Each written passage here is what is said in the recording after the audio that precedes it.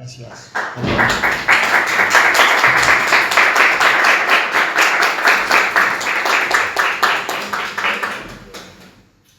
Bueno, en realidad esto ha sido una suite de Bach, de Johann Sebastian Bach para violonchelo, ¿no? Pero nos pareció muy adecuado para introducir un poco cualquier tema en realidad. Bueno, tengo el gusto de inaugurar este ciclo sobre la cultura griega. Claro, la primera pregunta que surge en estos casos es ¿por qué Grecia? ¿No es cierto? Y no otra cultura, ¿no? Y en realidad el tema principal de hoy es el mito. El mito, especialmente los mitos griegos. Es curioso que la fundadora de la Sociedad Teosófica ha tenido un cuidado y un afecto especial por el estudio de los mitos. Ella insistía en que era importante un estudio comparativo de culturas diferentes y de mitos diferentes.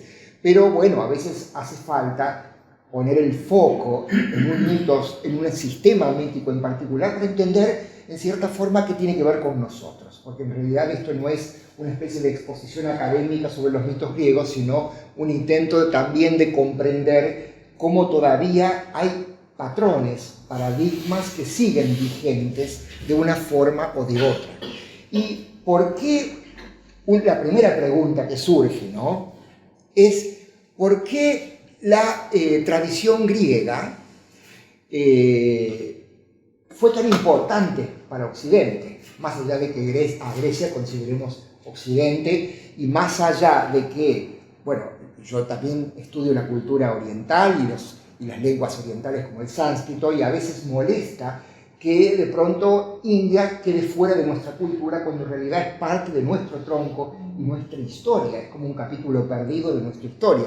Sin embargo, es justamente el alto nivel de literatura que ha habido en griego que ha permitido que historias que básicamente son muy parecidas a las que se encuentran en otros mitos del mundo tengan tanta relevancia, justamente por la calidad de literatura, ¿no? Y en realidad aquí nos encontramos con dos posturas muy importantes, y eso es algo que tenemos que, si queremos resolver, comprender qué son estos antiguos relatos y qué influencia tienen para nosotros como introducción a todo este ciclo de la cultura griega. Entonces, la primera pregunta es, ¿de qué se trata un mito, este relato? ¿Son simplemente cosas que aparecen en el pensamiento humano antes del desarrollo de la escritura? En consecuencia, son historias infantiles, propios de una cultura humana que todavía recién estaba comenzando a pensar. Esa es una postura. Ha sido la prevaleciente durante mucho tiempo. Y sin embargo, hoy, y especialmente esta postura defendida tanto por la fundadora de la Sociedad Teosófica, es que justamente se trata de historias que de alguna manera esconden verdades universales y secretos. Sí, secretos inclusive, porque de alguna manera, cuando había ciertos conocimientos muy importantes que proteger en todas las culturas, bueno, en parte se quería proteger ese conocimiento de lo que denominamos profanos, los que están por la periferia y que no les interesa la implicación espiritual. Pero por otro lado, y esto me parece extremadamente importante, es que nos tenemos que acostumbrar al hecho de que hay cosas que no pueden ser expresadas por palabras. Y en realidad, quienes estudiamos textos esotéricos u ocultos, muchos cometemos errores tremendos, como por ejemplo tomar al pie de la letra y no optar por una interpretación más simbólica de leer entre líneas aquello que se nos ha dado, aquello que hemos heredado. Y esto es un ejercicio excelente que aparece como una necesidad cuando hablamos de estos antiguos relatos o mitos, ya que claramente, especialmente para la fundadora de la Sociedad Teosófica, no se trataba de relatos infantiles, no eran producto de mentes primitivas infantiles, sino que de alguna forma condensaban grandes verdades universales. Esto también puede parecer, a veces surge como dicotomía, porque también nosotros hablamos mucho de la filosofía griega. Imagínense, Aristóteles, Platón, todos los presocráticos, aquellos que han nacido en Jonia, en la costa de Asia Menor, empezando ya por los presocráticos, es decir, los que nacieron antes de Sócrates, a ver, Tales de Mileto, Heráclito de Éfeso, Parménides de Elea, y por supuesto, incluyendo luego a Platón y los que siguieron. Entonces, claro, tenemos un cúmulo de filosofía griega de tanto peso intelectual que de pronto ciertas historias infantiles o que nos parecen a nosotros infantiles, entonces directamente las ponemos como un estadio anterior, infantil, ingenuo, mientras que la gran filosofía griega sería un paso adelante. Bueno, yo les cuento que este criterio está siendo ya descartado incluso en la academia. Esto no tiene validez. Y hay una razón particular para eso. Es que la filosofía, cuando se le quemaban los papeles, ¿qué hacía? Empleaba mitos. Con lo cual, Platón siguió usando mitos. Hoy vamos a discutir el que quizás sea la alegoría, que es una forma de mito más importante de la literatura griega.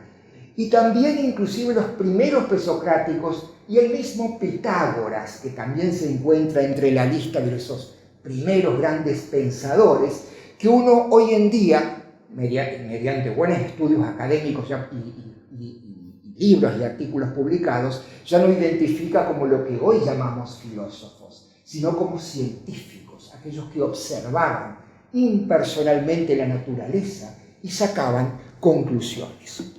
Ahora es quizás el momento entonces de pensar cómo Blavatsky calificaba a los mitos, ¿no? A ver, ya de por sí hay una afirmación que aparece en el segundo volumen en español de Doctrina Secreta que nos llama la atención. Ella dice: el estudio del significado oculto en cada una de las leyendas religiosas y profanas de cualquier nación, ya sea grande o pequeña, ha ocupado la mayor parte de la vida de la que estas líneas escriben. Con lo cual ya suena una alarma que básicamente está diciendo que el principal interés de estudio de Elena Blavatsky, esta gran ocultista, ha sido mitos y leyendas. Ella, continúa, es de los que poseen la convicción de que ninguna fábula mitológica, ningún suceso tradicional ha sido en tiempo alguno pura ficción, sino que cada una de semejantes narraciones encierra algo de verdaderamente histórico, es decir, verdades y hechos y realidades, hechos que han ocurrido y en cierta forma también verdades universales. Ella definía de alguna manera el mito y aclaraba que no son relatos sin sentido, no son historias infantiles que como aquellos que se les cuenta a los niños, aunque esas historias que se les cuentan a los niños, cuidado, porque a veces contienen más verdades ocultas que cualquier texto así dialéctico, ¿no? No son relatos sin sentidos, sino alegorías. Alegoría es una forma de mito que enseña algo. Esa es la característica de la alegoría, destinados a significar, bajo el velo de relatos fantásticos, grandes verdades. Aclarando después ella: los mitos son fábulas en la medida en que no los comprendemos. Son verdades en la medida en que son comprendidos. Por lo tanto, eso hace que cuando uno califique algo de mito, de alguna forma se está entrometiendo en la cultura. Hay cosas que para ciertas personas son realidades inobjetables, para otras son mitos. Si yo un devoto católico, la Virgen María y la Inmaculada Concepción es una realidad inobjetable. Para mí es un mito. La Virgen María tiene el mismo patrón que Isis egipcia y la Inmaculada Concepción tiene un significado simbólico, que es el nacimiento que no es a través de madre, el nacimiento espiritual. Entonces, de alguna forma, exige un esfuerzo de comprensión. Y estoy hablando no solamente de verdades teológicas. A veces ocurre eso con simples, aparentemente simples, relatos infantiles que nos han relatado desde niños. Y Y entonces, preguntémonos. Entonces, partamos de la base. ¿Qué es el mito? ¿Qué es el mito? Bueno, lamento desilusionarlos, nadie ha definido mito, nadie sabe en realidad absolutamente qué es. Yo voy a presentar una definición medianamente convincente que se emplea hoy en día, pero alguien puede aparecer y me lo puede rebatir punto por punto mediante ejemplos, ya que hay relatos míticos en todo el mundo. Voy a proponer esta definición. Son relatos tradicionales anónimos que codifican o representan una visión del mundo, creencias, principios de una sociedad en un tiempo no cronológico, cuando el mundo tenía otras características. Y aquí hay, en cierta forma, tres facetas importantes. Primero, que son relatos tradicionales. ¿Qué significa tradición para ustedes? ¿Qué es la tradición? ¿A alguien se le ocurre? Si les preguntan qué significa tradición, ¿ustedes qué responden? Muy bien, están en lo correcto. Porque uno piensa en tradición, un monumento que no se puede discutir. No, traditio, que también es la misma raíz de tradicional, ¿sí? Por alguna razón específica, ¿no es cierto? Es pasar de boca en boca, transmitir, y viene justamente del término latino, traditur, se comenta, se dice, y anónimos, es decir, nadie sabe quién los ideó por primera vez. Si algo tiene nombre y apellido como autor, no es la forma de mito en el sentido estricto. Después, codifican o representan una visión del mundo, creencias o principios de una sociedad. Y ahí vamos a tener en cuenta, porque justamente en este factor está el conflicto, ya que ¿hay cosas comunes en la visión de diferentes sociedades? ¿O será que cada sociedad, en consecuencia cada lengua, vea el mundo de manera diferente? ¿O están las dos cosas a la vez? ¿No? Es un buen planteo eso. Y en un tiempo que no es cronológico, cuando el mundo tenía otras características. Esta salvedad, por supuesto, el esoterismo la salva, porque en el esoterismo tenemos, en este conocimiento heredado de otros maestros, una cronología que va muchos millones de años atrás. En consecuencia, podemos optar por la idea de que en estas historias hay algo efectivamente histórico, que quizás no se ubique dentro de nuestra historia aceptada, conocida, pero que sí en algún momento, de alguna manera, ha transcurrido, si no literalmente, al menos simbólicamente. Entonces, para básicamente establecer las categorías.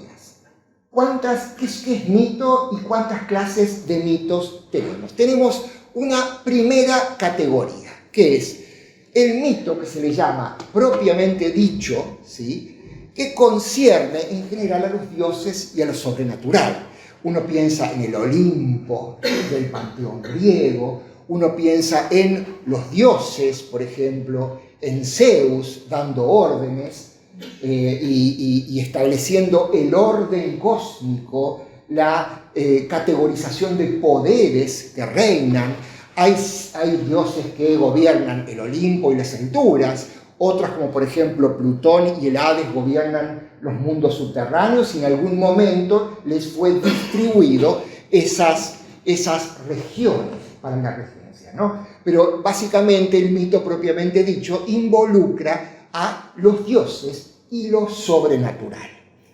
Tenemos otra categoría, ¿sí?, que es cuando de alguna manera el mito se descubre que tiene algún núcleo de historia real, ¿no? ¿Qué ocurre, por ejemplo? Por mucho tiempo, cuando los occidentales descubrieron la Ilíada y la Odisea de Homero, se empezó a traducir y creyeron que la historia de Helena de Troya, de Aquiles, de Héctor, de París, etc., era un mito.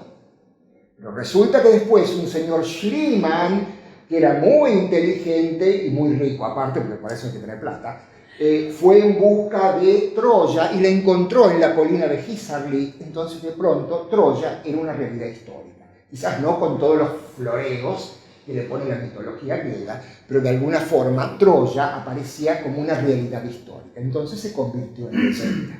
Nosotros tenemos muchas leyendas. Pensamos en San Martín, nadie tiene que explicarnos quién es San Martín. Muchas cosas son leyendas, muchas cosas son cosas que realmente pasaron, otras son el contenido simbólico que el pueblo le otorga a un héroe dándole de alguna forma alguna importancia.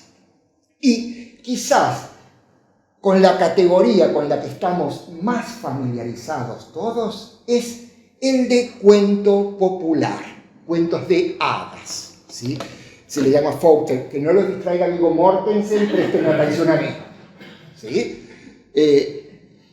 Que justamente El Señor de los Anillos es un claro ejemplo. Lo que pasa es que El Señor de los Anillos está hecho, tiene un nombre y apellido como autor, ¿no es cierto? Pero está hecho al estilo. De pronto, toda la Odisea de Homero es un gigantesco cuento popular, y en general es muy interesante, porque los cuentos populares se relacionan mucho más con las historias que nosotros escuchamos desde la infancia, en donde nos contaban que un caballero, un joven, iba y tenía que conquistar a la princesa, que quizás podríamos atribuirle el alma, que tiene que llegar hacia el alma internamente, tiene que pasar por una serie de pruebas para conquistar a la princesa, iniciaciones. A su vez, dentro de estas historias, tenemos un montón de bichitos y animalitos que inclusive hasta hablan, ¿no es cierto? Por supuesto que nadie se pregunta por qué en Caperucita Roja de pronto uno no tiene esta cuestión de ficción o realidad. Nadie se pregunta por qué Caperucita era tan tonta para descubrir que el lobo no era la abuela, y antes que nada porque el lobo habla.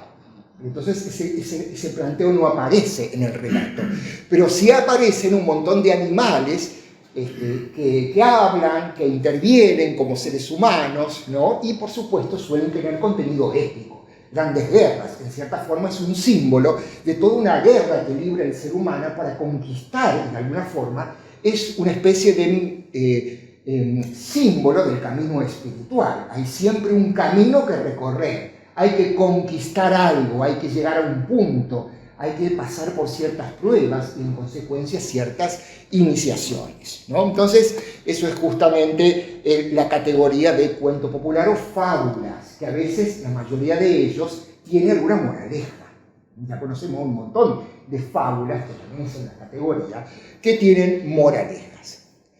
Uno puede ver, claro, si decimos que el mito es entonces una cuestión tradicional que se pasa de boca en boca, entonces tenemos un pequeño problemita. ¿Por qué? Primero, el mito entonces ya tenemos que descartar la idea de que surge de un pueblo ignorante que no sabe escribir, ¿no es cierto?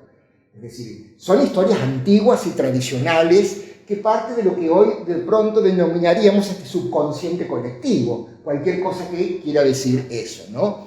Pero a su vez, ¿no es cierto?, tenemos el problema de que la vía de acceso necesariamente es la literatura. Es decir, la literatura es la vía de acceso, conocemos el mito por algo que ya está congelado, escrito. Entonces, de pronto, imaginamos a Edipo, pero lo imaginamos a través de Sófocles. No sabemos que hay un montón de historias que circulaban de Edipo, y en algunas de ellas nos enteramos que tienen un final totalmente diferente. ¿Se acuerdan cuando termina Edipo con la tragedia? Esta de que se da cuenta de que se casó con la madre y la madre se arrojó, él se suicida, es un desastre la tragedia de Edipo. Pero si uno ve de pronto a Homero, ¿no? A Homero, que es cuando escribió la Odisea, uno se da cuenta de que Homero le da un final que vivió feliz casado con la madre. O de pronto, acá tenemos otro ejemplo, esto está rebelde, ahí está. Otro ejemplo de una vasija que se encontró. ¿Se acuerdan de la historia de Jasón y los argonautas?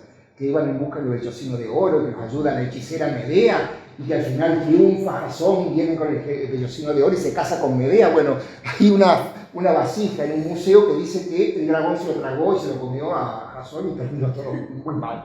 O sea que en realidad eso significaba que algunos contaban esa historia de manera diferente. El mito es algo real, que pasa de boca en boca, y de pronto la única forma de conocer, porque no podemos entrevistar a un griego antiguo, ahora que tenemos este seminario, ojalá tuviéramos a Platón acá presente, no podemos, ¿sí?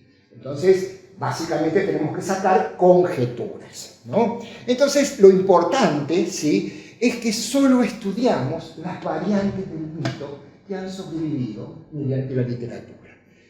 El mito no equivale, como decíamos, a mentira. Ya les dije el caso de Caperucita Roja. También sabemos y tenemos un montón de cuentos y mitos populares aquí. Historias de la Chacarita donde hay un fantasma, el fantasma de ciertos lugares del subterráneo de Buenos Aires. En todos los lugares existen mitos, pero de cierta forma uno, al categorizarlo de mito, se coloca como observador, ¿no? Se presenta como factual y real, y que quizás a lo mejor por eso nos molestó tanto a algunos, molestaba mucho. ¿Se acuerdan de esa película Titanic? Que era tan detallada en el hundimiento del barco, pero había una historia de amor que realmente no la bacana, uno realmente parece absurda, ¿no? En medio de una descripción real, concreta y detallada del hundimiento del Titanic, ¿no? Por eso, en cierta forma, el mito es una categoría que aparece cuando yo lo examino de afuera. Para nosotros, nuestros mitos son realidades, por así decirlo. Hasta que en el caso de Grecia, de pronto llegó la la filosofía que puso un poco en cuestionamiento, diciendo, no, a ver, estos mitos, de alguna forma, hay que interpretarlos de otra manera, no son historias reales, en el sentido de que no son literales, ¿no? Entonces, tenemos una serie de mitos que tienen diversas funciones. Tenemos mitos que explican el origen de algo. En el caso de Deméter en Grecia, explicaba por supuesto, las estaciones. Deméter, esta diosa, imagínense, le robó Plutón, venía con el carro, y le interesaba a la hija, se la robó, la pobre chica sacó una flor y se hizo un agujero y se la llevaron, se la raptaron, Plutón, al Hades. Entonces, el compromiso fue que iba a permanecer algunos meses con Deméter, la madre, y otros con Plutón, como reino del Hades, y así se asocia con un montón de historias, con la de Hércules, con una cantidad impresionante. Entonces, ¿qué explicaba eso? La sucesión de las estaciones del invierno y del verano y de la primavera y del otoño, cuando mientras la hija Perséfone estaba arriba, todo florecía. Cuando se iba al Averno, todo quedaba seco y muerto. Por supuesto, acá también tenemos mitos que expliquen el origen.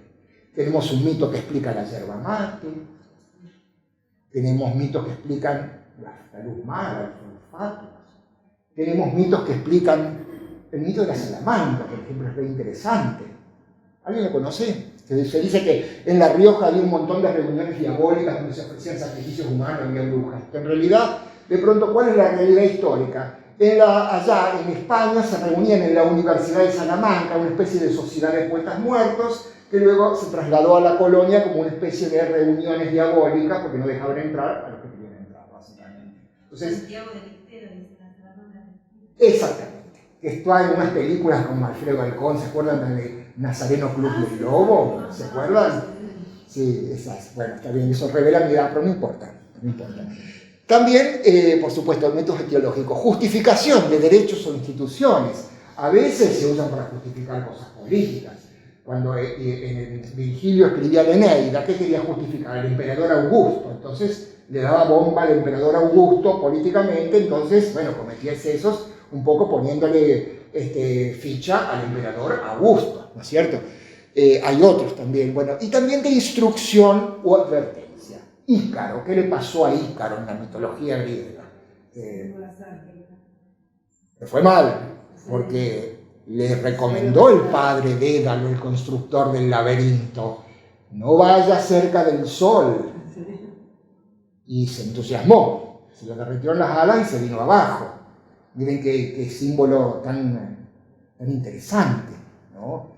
Esta cuestión de cuando uno debe seguir un camino, pero no debe excederse. Esto está en muchas otras historias. ¿Qué pasa? Tenemos a Hércules como un gran héroe, pero en cierto momento Hércules se vuelve loco y mató a todos sus hijos. Entonces, le dio es como una especie de símbolo de todos aquellos que queremos seguir un camino espiritual, nos entusiasmamos y caen todos a nuestro alrededor con tal de cumplir con nuestro objetivo. Cuando en realidad tendríamos que estar permanentemente observando a ver cuánto de ímpetu le ponemos a cada meta que tenemos, ¿no es cierto? Y bueno, y acá entonces tenemos una serie de teorías que, claro, la gente empezó a decir, cuando se descubrieron todos estos mitos Inclusive había un señor en la Guerra Mundial, un señor Bronislaw Malinowski, estaba en un avioncito. Y resulta que se cayó el avión en una de las islas de Australia, por allá. Este señor, que en lugar de entrar en pánico, ¿qué hizo? Empezó a entrevistar a todos los nativos y que le cuenten todas las historias. Y generó teorías, historias, que bueno, en la época de Blavatsky, aquí tenemos una serie de teorías que circulaban, que ella, algunas aprueba y algunas las discute furiosamente. Porque Blavatsky era una gran estudiosa de los relatos y del mito. Uno de ellos era, por ejemplo, Edémero, que ya estamos en el siglo IV después de Cristo, que fue el primero, una especie de escritor de Sicilia, que dijo, el mito es como el teléfono descompuesto.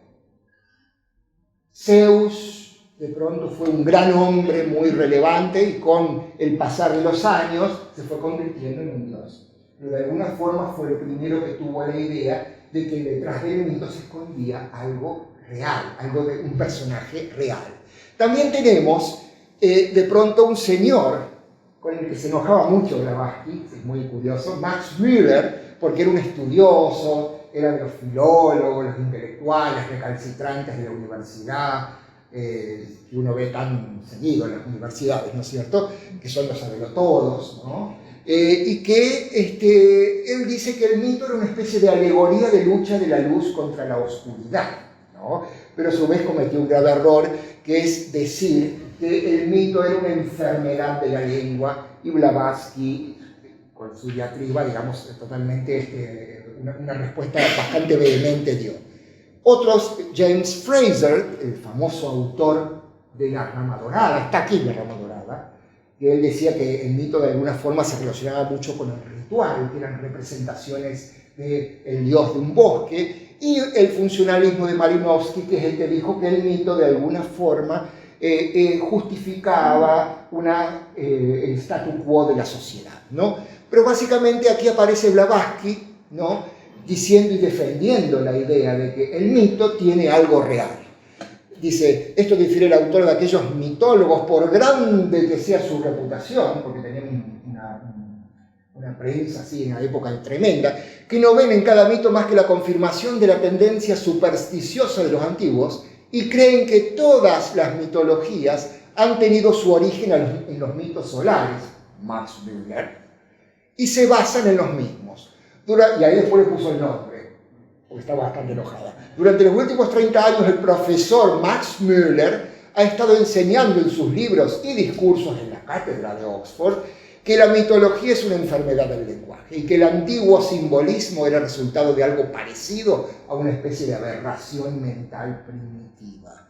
El origen y el significado de la mitología ha sido totalmente equivocado por estos traficantes de mitos solares, traficantes de mitos, como una especie de drug dealer, pero en mitos, básicamente, ¿no es cierto? Bueno, y esto fue la diatriba contra los mitólogos de la época.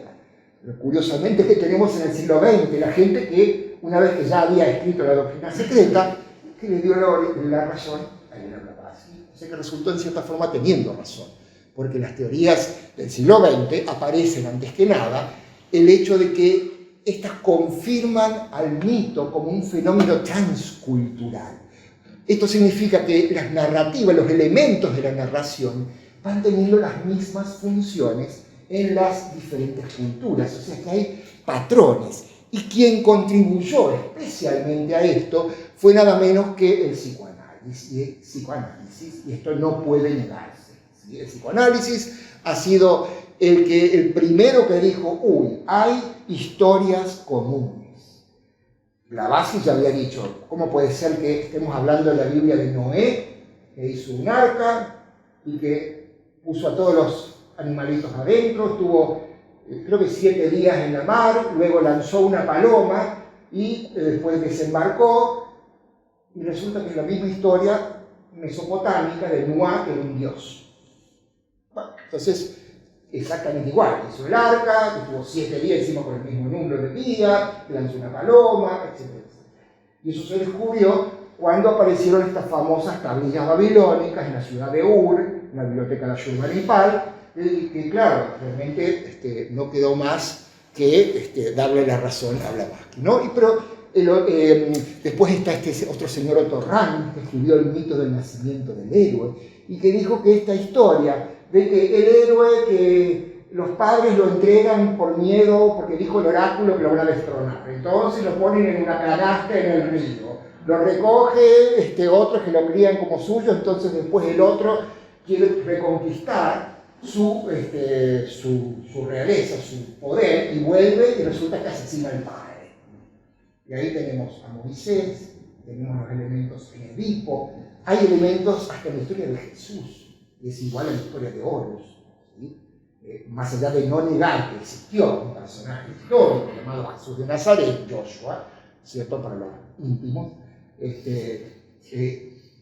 la cuestión es que realmente hay historias comunes que se repiten en todas las culturas. Y luego vino Levi-Strauss, que dijo, bueno, analicemos el mito como se analiza la lengua. Entonces le damos una especie de estructura. Tarde o temprano nos faltó quien habló de un mensaje espiritual para el mito, finalmente, ¿no? Y fue nada menos que el acercamiento metafísico que propusieron Messiaen con el mito del eterno retorno. Imagínense, alguien que, aún desde el punto de vista físico y no espiritual, le da la razón al hecho de que el universo es un constante volver, un ciclo que se va repitiendo, que no está muy lejos de decir que todo reencarna y vuelve a nacer para morir y volver otra vez a nacer, ¿no? Y a su vez con todo interés en el espacio sagrado que creaba el mito. Y a su vez este interesante autor Joseph Campbell, que entre otras cosas rescató algo que ya se venía viendo, que es la particularidad más importante de los mitos griegos, que no existen en ningún otro sistema de mitos, y que son la existencia bastante abundante de los héroes. Los héroes. Sí, existe alguno que otro, existe Gilgamesh, existe en la mitología ¿no es cierto?, de nórdica, mesopotámica, perdón, existen historias de algunos héroes en Egipto, en la India, pero nunca con tanta abundancia como en Grecia, y que tenían esta característica de ser hijos de una mujer terrestre y un dios, o viceversa también en algunos casos, pero en general, bueno, obviamente que la cultura griega era bastante misógina, y obviamente que el dios es masculino y la mujer es terrestre, aunque también uno podría ver un sentido más simbólico, en el sentido de que lo divino alude a la parte del espíritu y la materia alude a lo femenino. Pero dice Campbell, y aquí unos 30 segundos de escuchar a Campbell mismo definir qué pensaba él con el problema del héroe en la mitología griega. Why are there so many stories of the hero or of heroes in mythology? Well, because that's what's worth writing about. I mean, even in popular novel writing, you see the main character is a hero or a heroine. That is to say, someone who has found or achieved or done something beyond the normal range of achievement and experience. A hero properly is someone who has given his life to something bigger than himself or other than himself. So in all of these cultures, whatever the costume the hero might be wearing, what is the deed? Well, there are two types of deed. One is the physical deed, the hero who has performed a war act or a physical act of heroism, saving a life, that's a hero act. Giving himself, sacrificing himself to another. And the other kind is the spiritual hero who has learned or found a mode of experiencing the supernormal range of human spiritual life, and then come back and communicated it. It's a cycle. It's a going and a return that the hero cycle represents. But then this can be seen also in the simple initiation ritual, where a child has to give up his childhood and become an adult, has to die, you might say, to its infantile personality and psyche, and come back as a self-responsible adult. It's a fundamental experience that everyone has to undergo. We're in our childhood for at least 14 years, and then to get out of that posture of dependency, psychological dependency, into one of psychological self-responsibility requires a death and resurrection. And that is the basic motif of the hero journey. Leaving one condition, finding the source of life to bring you forth in a richer or more mature or other condition.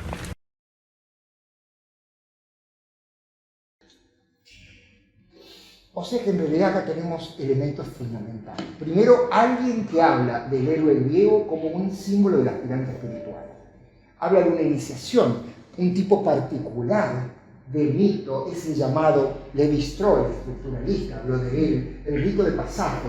En muchas culturas, el pasaje de la infancia a la madurez se propone como una especie de pruebas que ha de sostener el niño hasta lograr la madurez, la mayoría de edad. A tal punto que se cree en muchas culturas, ha investigado este mitólogo que quedó atrapado en las islas, en muchas culturas se dice que el rito empezaba con el niño vestido de mujer para luego pasar a ser ataviado con la investidura masculina, en el sentido de que ha logrado la mayoría de edad.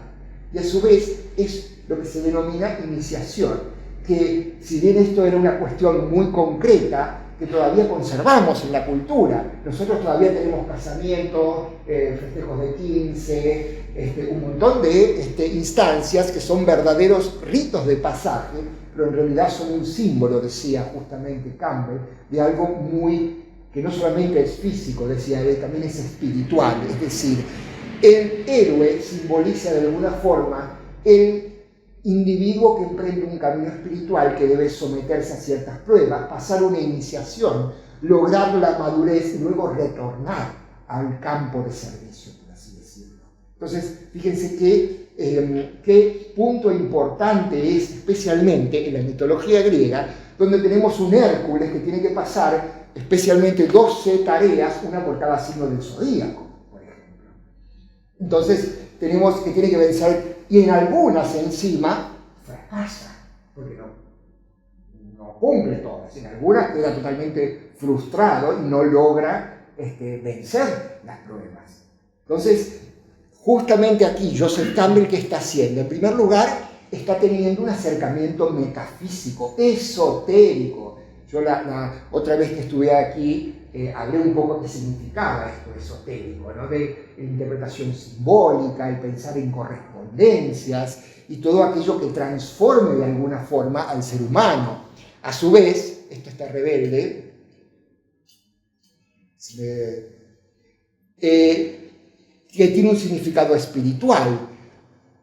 El hecho de que todo mito funciona de una manera similar en toda la sociedad, que tiene patrones comunes, que aún así es mejor estudiarlo fuera de la cultura para no verse comprometido emocionalmente. Que a su vez hay diferentes patrones míticos en todas las culturas que contienen elementos narrativos idénticos que tienen los mismos significados, más allá de que haya historias que son desiguales. Y luego presenta al héroe como discípulo espiritual y el tema de la iniciación. Y el héroe en realidad es algo muy propio de la mitología griega.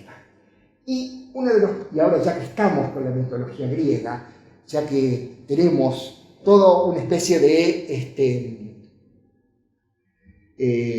vamos a tratar de indagar un poco en estos mitos griegos sobre el origen del cosmos y del ser humano.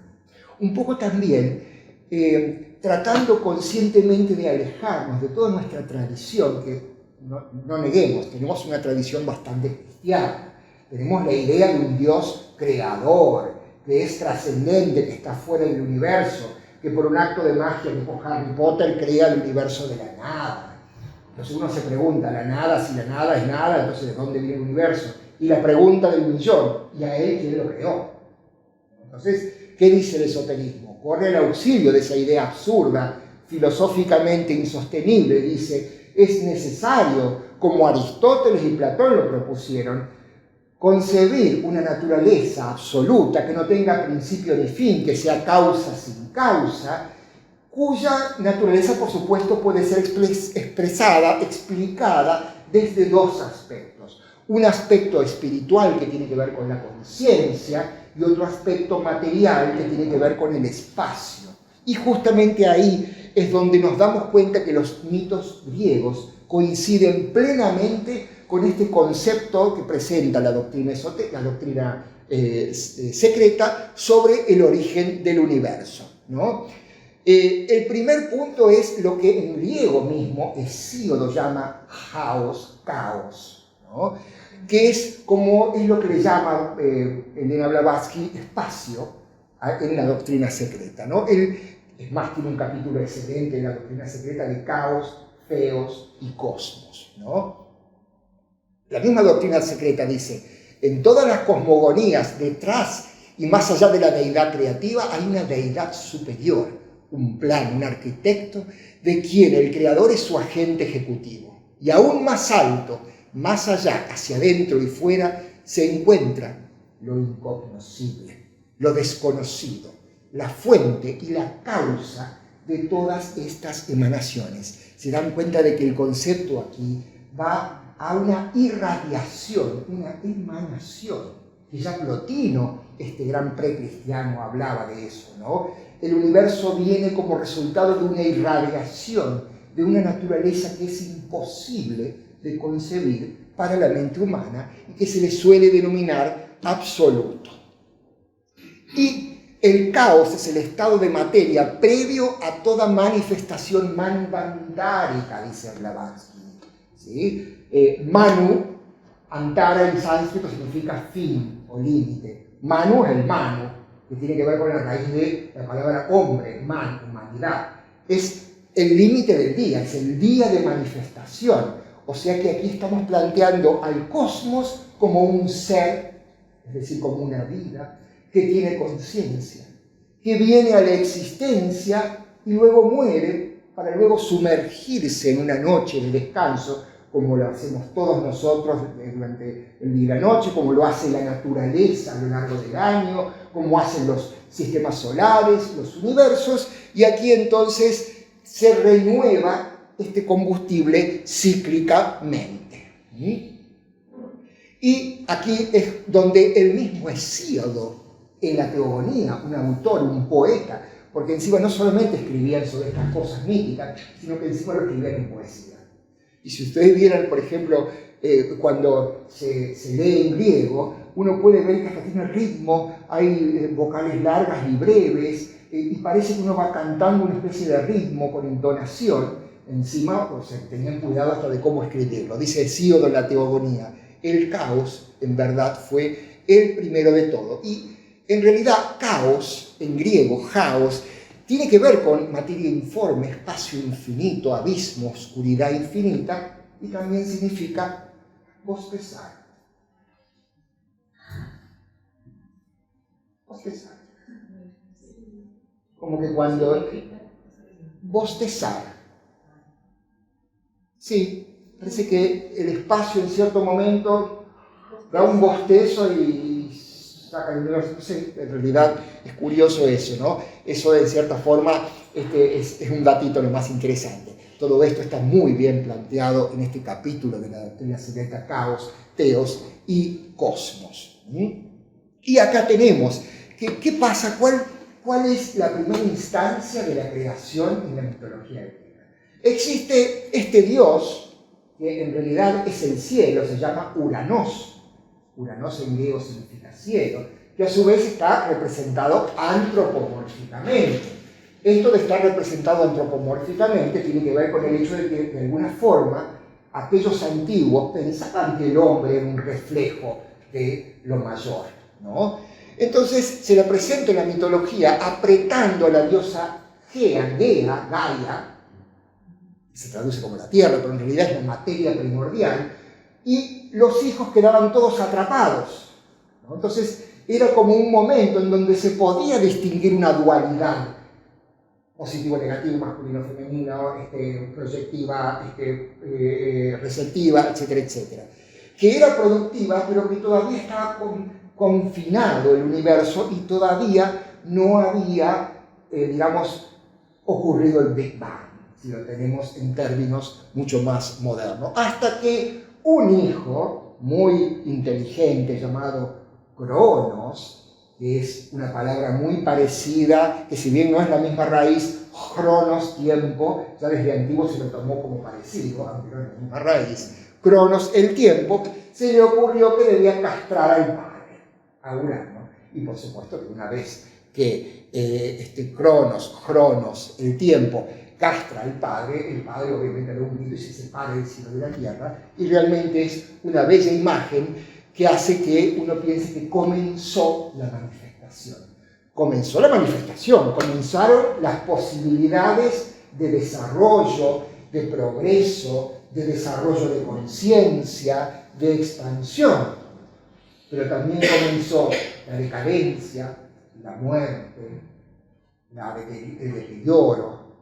Y ahí también el hecho de por qué las mitologías, como la griega, también hablan de el mito de las eras, donde hubo ciertas eras, como la era dorada, equivalente al Satya Yuga del pensamiento indio, en donde todo era casi eterno y que de alguna forma el hombre tenía un contacto directo con la divinidad. Obviamente se imaginarán que no estamos en una era de oro de acuerdo a este criterio, ¿no es cierto? Digamos que de acuerdo a ese criterio, más allá de todos los artefactos y cuestiones tecnológicas que tenemos, que algunos se ven tentados a considerarlas como una marca de gloria de nuestra edad, en realidad, de acuerdo al pensamiento de la sabiduría antigua, es quizás la peor edad que podemos estar pasando. ¿Por qué? Porque existe cada vez una sequedad espiritual mayor, básicamente. Y mejor estas cosas no se llegan a ver porque puede haber opiniones diversas, pero la realidad desde el punto de vista esotérico está planteada así, ¿no? Empieza la manifestación, Cronos, el tiempo, y realmente si hacemos caso a esto, vemos que de alguna forma está reproduciendo esta filosofía antigua. Los mitos griegos están mucho más de acuerdo con la cosmología que presenta la doctrina secreta que cualquier otra teología o filosofía, la verdad. También hay otro mito muy importante de la doctrina secreta que lamentablemente, por ser tan complejo, se los voy a deber. Simplemente les voy a prometer a Prometeo, así un jueguito de palabras, que justamente es uno de los mitos más importantes que tiene que ver con el hombre, porque de alguna forma aborda este problema teológico, dice Blavatsky, de la maldición del pecado original, ¿no? Y en cierta forma tiene que ver con este principio tan importante en el hombre de Manas, ya que es este Prometeo el que significó de alguna forma es un intercesor entre la divinidad y los hombres. La historia era que Prometeo, en una especie de edad de oro, ¿no?, de edad de dorada, le ofreció la peor partecita de un buey sacrificado a Zeus bajo el aspecto de algo muy apetitoso. Es como si nosotros se nos ofreciera una especie de comida riquísima que adentro no tiene absolutamente nada. Por supuesto que Zeus, totalmente ofendido, le quitó el fuego al hombre. Imagínense, fuego, símbolo de ¿qué? De la civilización, de la comida también. No voy a revelar mi gusto por la comida, que también existe también, ¿no?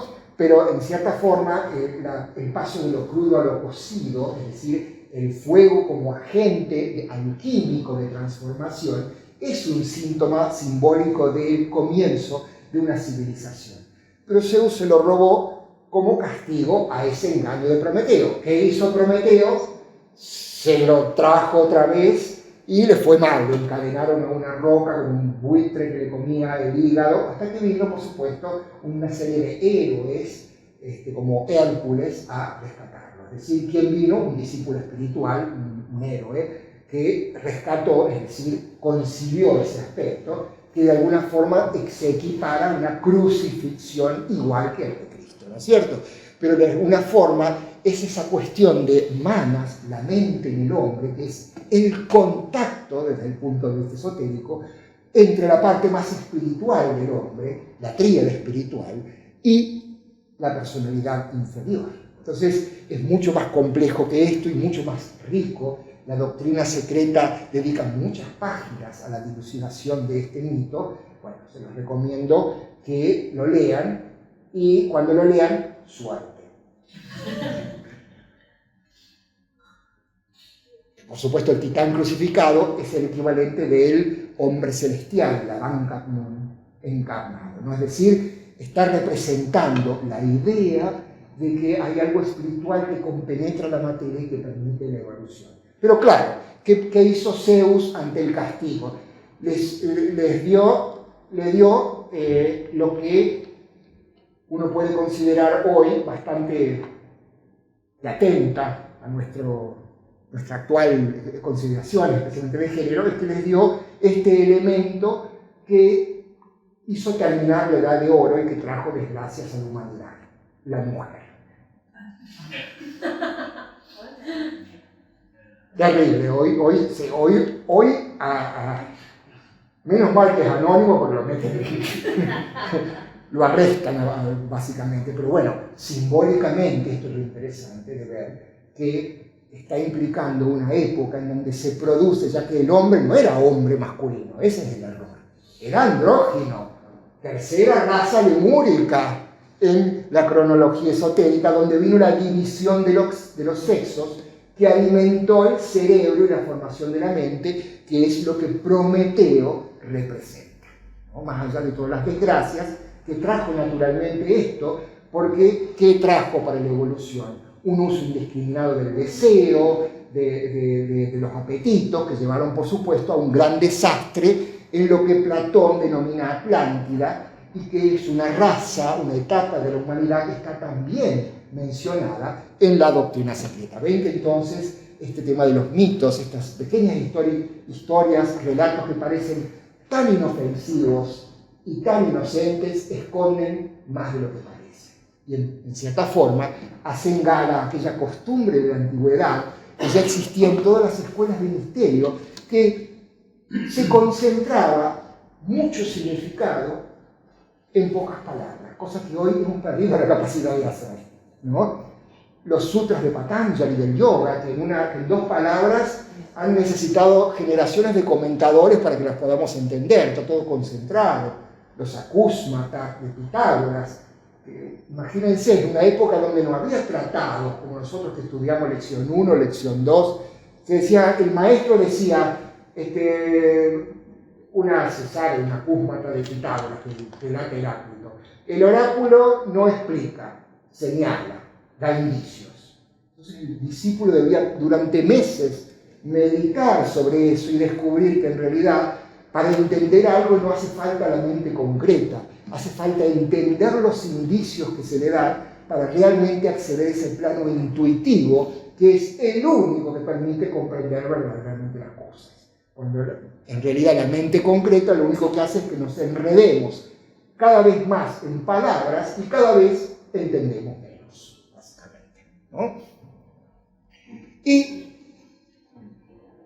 ya llegamos finalmente a la filosofía, porque Platón, curiosamente, también utilizó los mitos, y no solamente el mito de la caverna. Hay muchos mitos muy interesantes y alegorías en sus diálogos. Platón era un personaje muy interesante. Él, a los 28 años, o sea, imagínense, en la era de oro de la Acrópolis, de Atenas, Pericles, o sea, Platón está aproximadamente a caballo entre siglos 5 y 4 antes de Cristo, en la era dorada de la filosofía.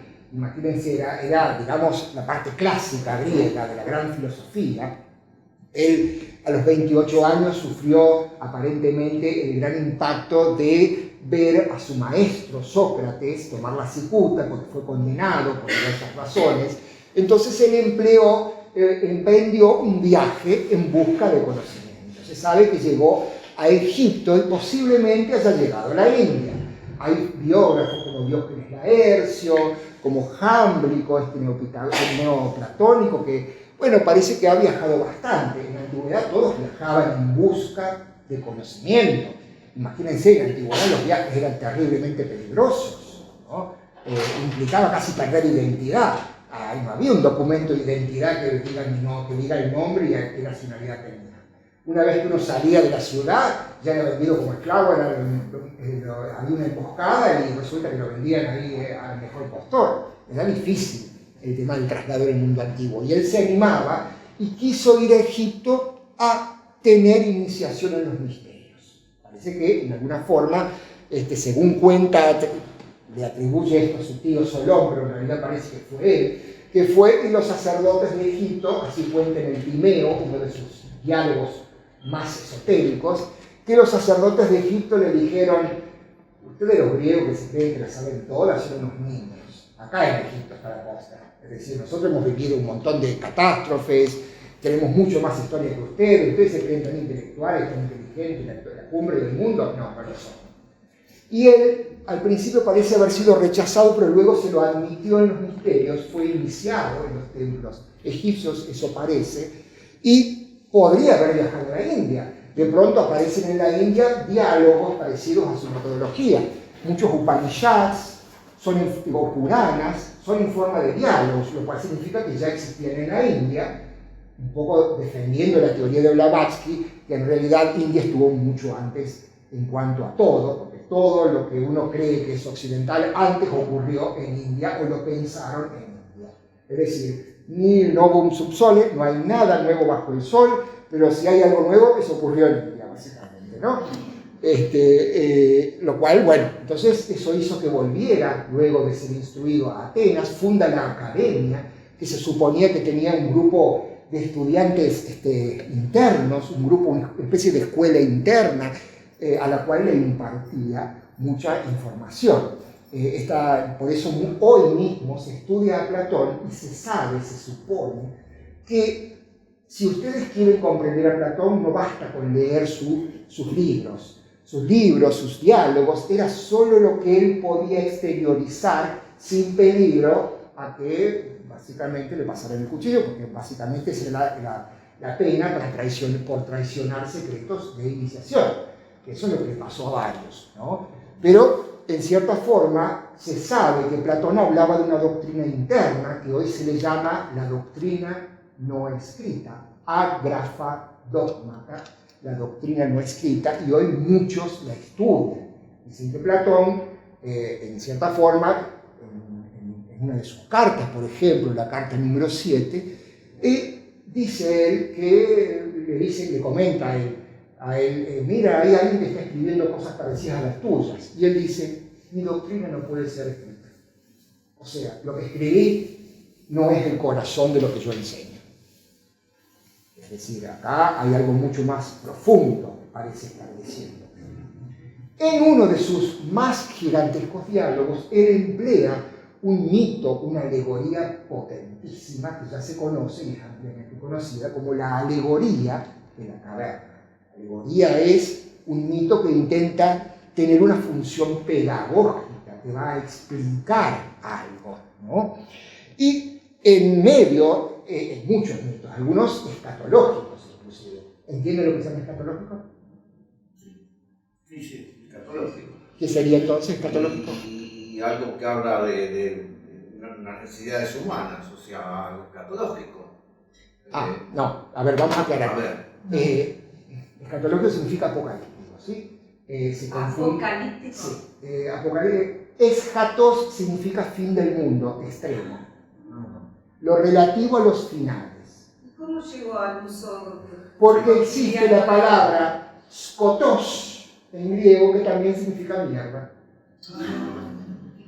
Entonces, a través de la historia, lo escatológico, en ese registro, no significa heces, significa, es un lenguaje vulgar. Entonces, se mezcló un poco, entonces está medio confundida la terminología.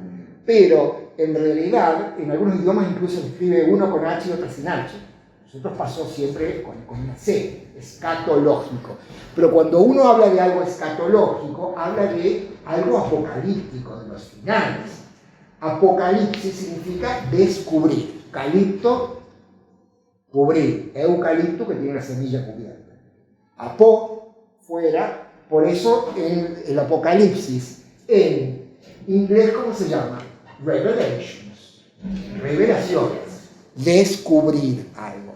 Por eso algo apocalíptico tiene que ver con algo que se revela. Escatológico tiene que ver con algo que se relaciona con el fin de los tiempos. Platón hizo un mito muy famoso, el de que está también en el Gorgias, creo que en el Gorgias, sí, en donde cuenta, es interesante porque cuenta todo una especie de teoría sobre qué ocurrirá al fin de los tiempos. ¿Y saben cuál es la parte que más me gusta de ese mito? El destino de los políticos corruptos. Que pueden hacer Muy malo, muy pésimo. Yo cada vez que siento cosas, leo esa parte. Ojalá Platón tenía razón. Bueno, Platón, saben que hablaba mucho de la polis como un símbolo del ser humano, ¿no? Bueno, pero en la República emplea este gigantesco símbolo que es el mito de una caverna, en donde se ve a una serie de hombres encadenados, ¿sí? Parece que no había mujeres. Bueno, anthropos en griego significa hombre o mujer, ¿no es cierto? Hombres encadenados que solamente podían ver hacia la pared, ¿no? Estaban todos, bueno, imagínense, estos hombres encadenados, es como que están viendo sombras distorsionadas, están basados en una moral limitada, en una visión limitada, pero atrás de los hombres había un fuego. Y entre el fuego y estos hombres van una recreación con plastilina, me encantó. Entre el fuego y los hombres encadenados van pasando figuras humanas que van sosteniendo artefactos, estatuillas, implementos, animales y figuras, y que se van proyectando sobre la pared. Entonces estos hombres creen que lo que ven sobre la pared es la única realidad. Hasta que alguno dice, ops, ¿y si qué pasaría? Esto será la realidad, realmente esto será la realidad, ¿no? Porque estoy viendo como, ¿y si esto en lugar de realidad es una ilusión y son meras sombras proyectadas y que realmente existe? Y bueno, alguien lo lleva afuera, o no se sabe si realmente, no está muy claro si el mismo va hacia afuera, donde al principio se ve cegado por la realidad, porque todo venía como un eco del exterior. Pero luego comienza a ver con más claridad y ve que, claro, esta es la realidad, ¿no?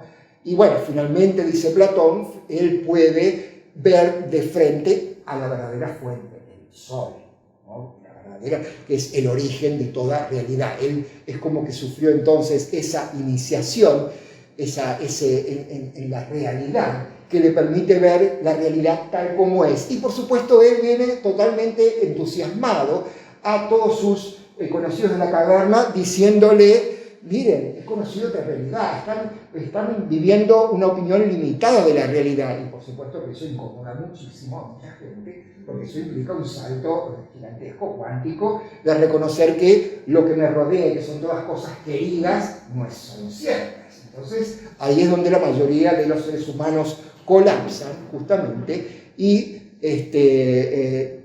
prefieren quedarse en una situación totalmente basada en sus propios prejuicios, en su propio concepto limitado de moral. Esta es una reproducción que hizo Michael Ramsey, muy interesante, de la caverna de Platón, simplemente un poco porque hoy nos hemos vuelto bastante visuales, ¿no es cierto? En realidad sería mucho más interesante que uno lo lea ahí y emplee la imaginación creativa. Y al leer a la caverna de Platón uno ve que realmente es mucho más rico todo el relato. Pero en cierta forma, ¿no es cierto?, está haciendo referencia a la posibilidad del hombre de despertar. Por eso ahora ya nos quedamos, no quiero simplemente hacerlo más largo, simplemente el hecho de que tenemos que ya plantear la idea del mito, sea de Grecia o sea de cualquier otra cultura, como algo profundamente simbólico que de alguna forma está retratando arquetipos, paradigmas que son propios nuestros y de alguna forma, aún más, tienen, como decía Joseph Campbell, un profundo contenido espiritual y en realidad están aportando la idea de que es posible para el hombre emprender ese camino espiritual. Así que yo terminé ya y si alguno quiere comentar algo o preguntar, aquí estamos.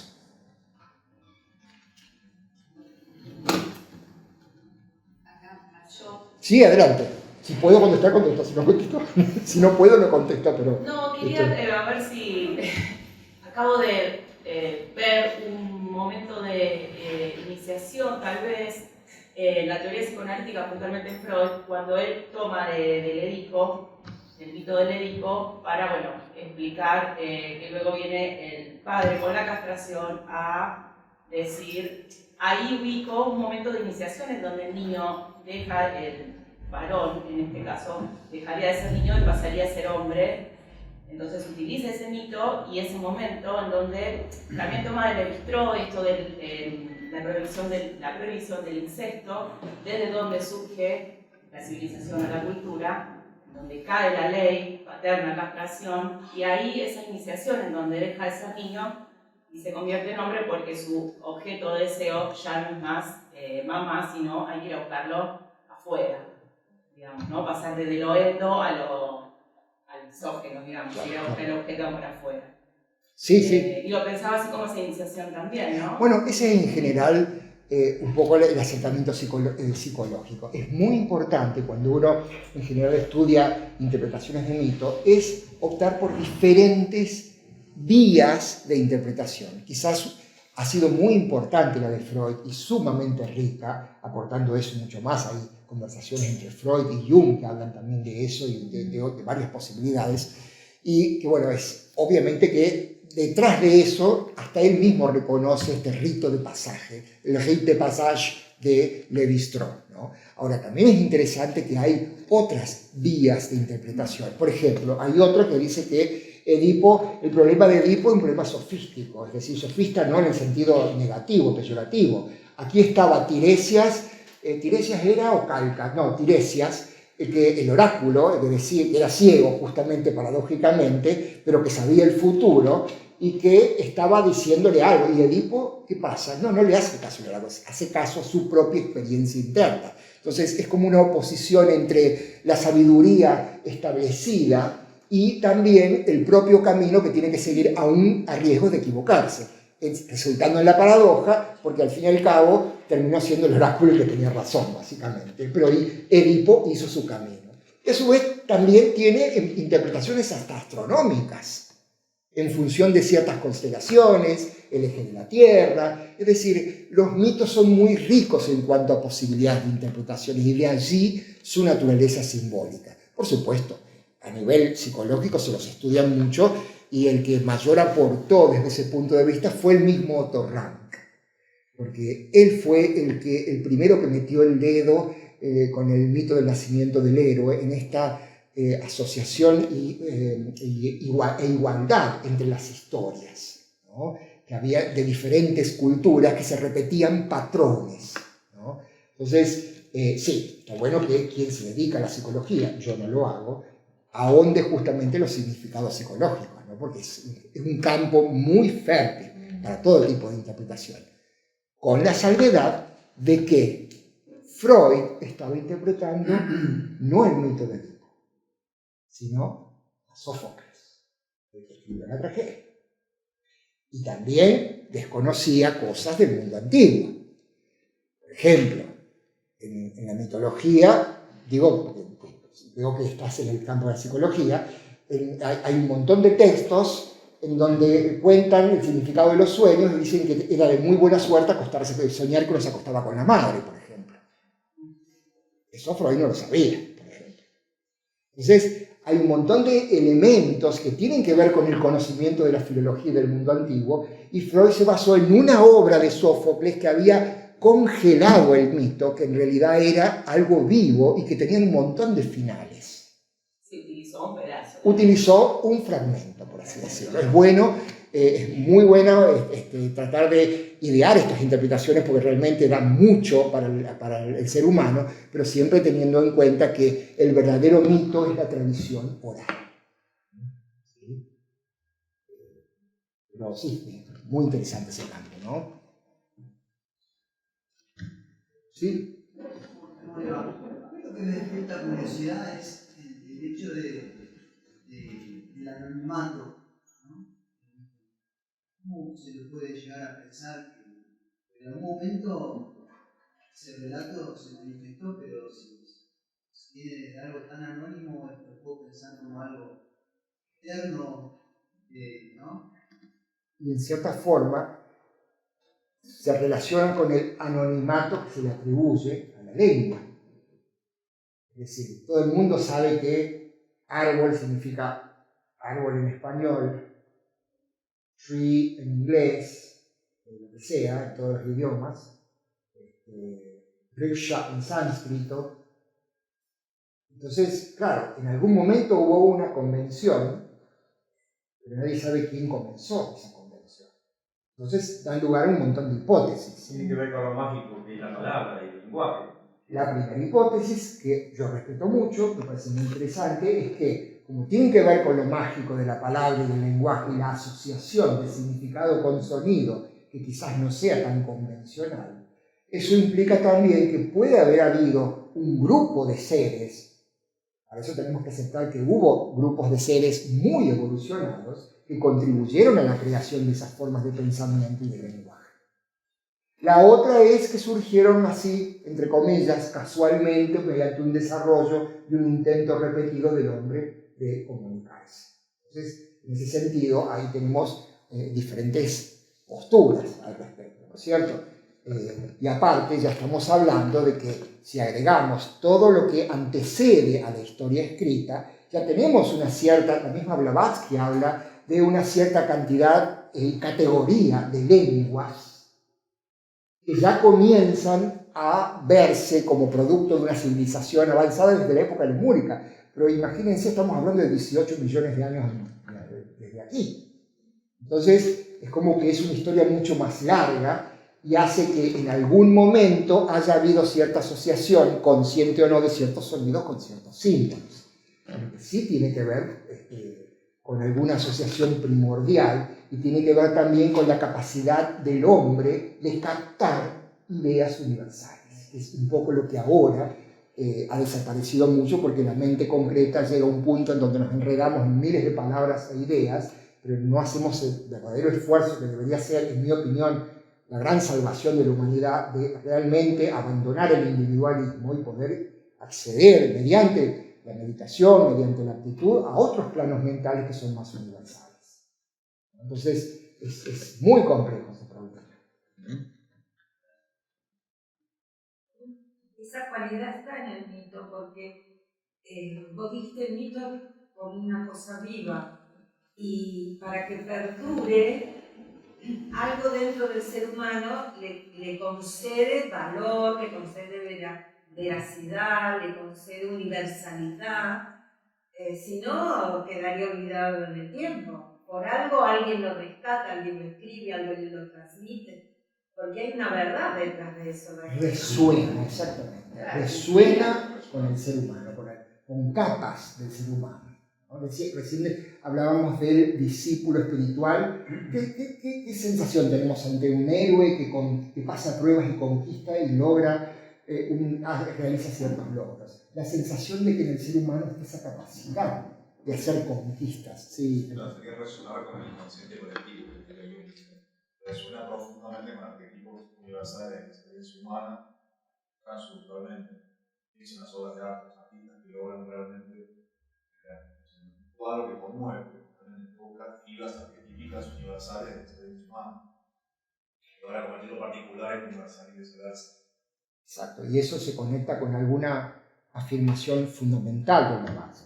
Es decir, la existencia de un perenne lenguaje del simbolismo universal, del cual diferentes presentaciones de la verdad en diferentes épocas han sido simplemente vestiduras, pero que había como una línea dorada que era una especie de sabiduría universal que siempre estuvo presente y que tuvo diferentes manifestaciones a través de los periodos históricos y protohistóricos y prehistóricos y etcétera, ¿cierto?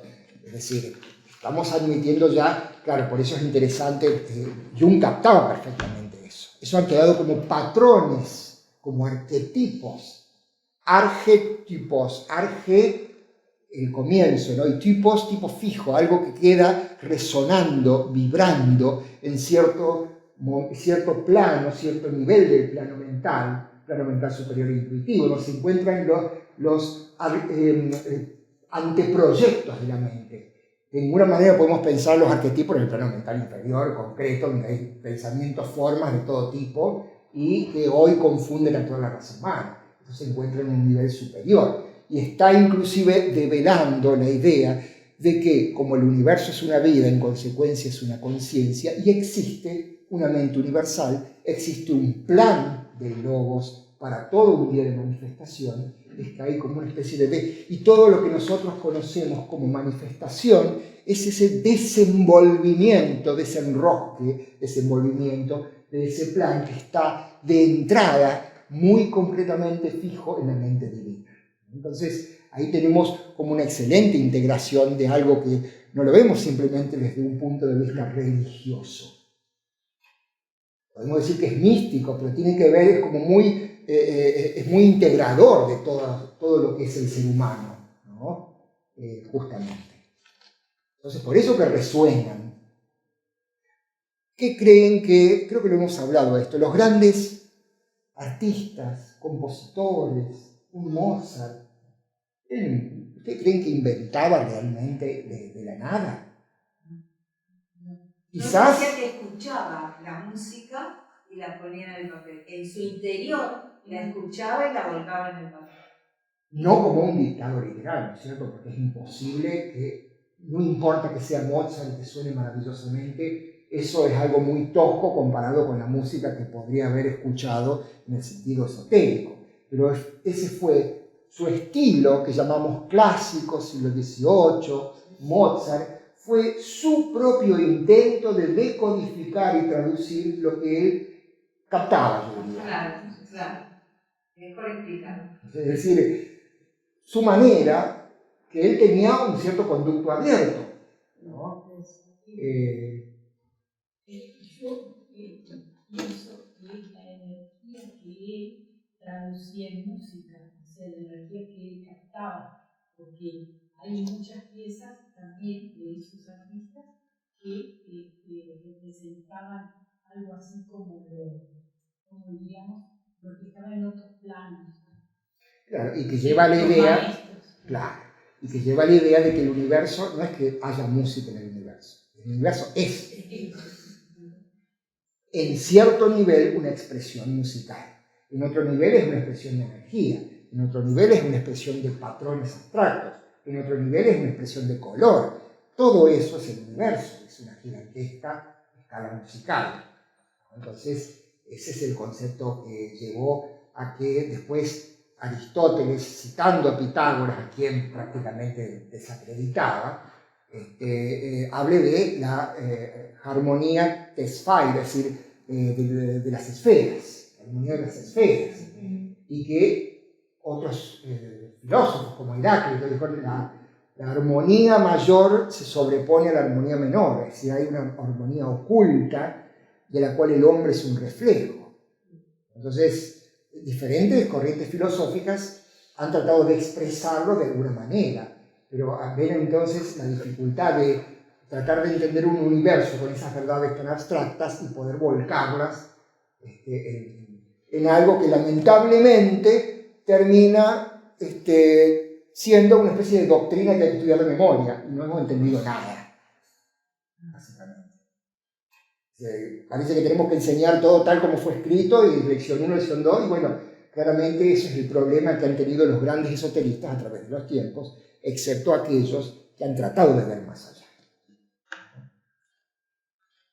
Una pregunta, ¿cómo se explica si están transmitiendo arquetipos, verdades los superiores que algunos puntos tengan distintas versiones? Se explica de esta manera, que primero, desde el punto de vista espiritual, que existen ciertos agentes, ciertos seres, que están implicados en el proceso evolutivo, porque ellos han trascendido ciertas barreras y que de alguna forma están contribuyendo con ideas universales que el ser humano capta como puede. De pronto, a lo mejor, ya uno lo ve en el planteo humano, uno lee El Capital de Karl Marx, y Karl Marx ni se imaginaba en qué iba a devenir el capital.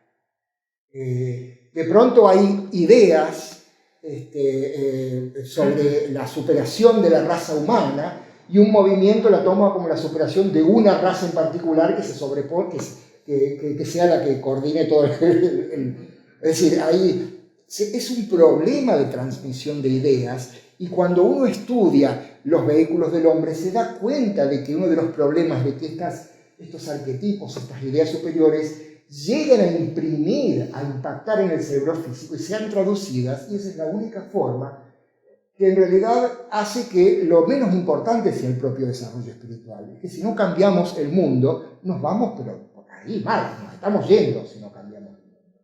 Entonces, ¿cuál es la tarea del discípulo espiritual que está en contacto verdaderamente con las ideas, y especialmente el plano búdico, que es donde realmente están los ashrams de los maestros? Es la idea de poder implementar y bajar al plano físico y transformar este reino de este plano en algo que realmente en algún día pueda ser considerado como una evocación de la edad dorada. Entonces, tiene que ver con el aspecto del servicio del ser humano, no con el progreso individual que fascina y embruja a tantas mentes. Porque en realidad uno piensa a nivel espiritual, vas en planos cada vez más sutiles y ya no existe el individuo. Atman es uno solo. Nos cuesta renunciar al yo separado. Traducimos todo a través de la mente separada. Yo me preguntaba cuando vos propusiste si estuviera Platón ahí, y no diría, no entendieron nada. No entendieron nada. Sí, básicamente. Seguimos viendo la sombra de la caverna. Seguimos viendo la sombra de la caverna y encima engañados de que no, que ya salimos. ¿No? Por eso hace falta mucha observación interna para todo esto, ¿no? Por eso vuelvo a esa afirmación de cuál es el verdadero conocimiento esotérico, ¿no? Que es aquel que transforma. Si un conocimiento, si después de estudiar, practicar, meditar, yo sigo siendo exactamente igual que hace 10 años, no hace emplear otra técnica. Eso es un poco la idea de cuando existe un conocimiento transformador, por así decirlo, ¿no?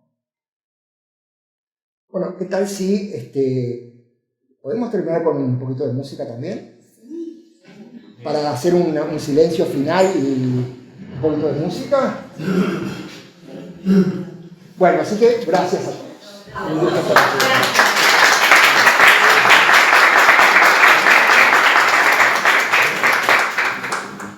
¿Quieren que apague la luz?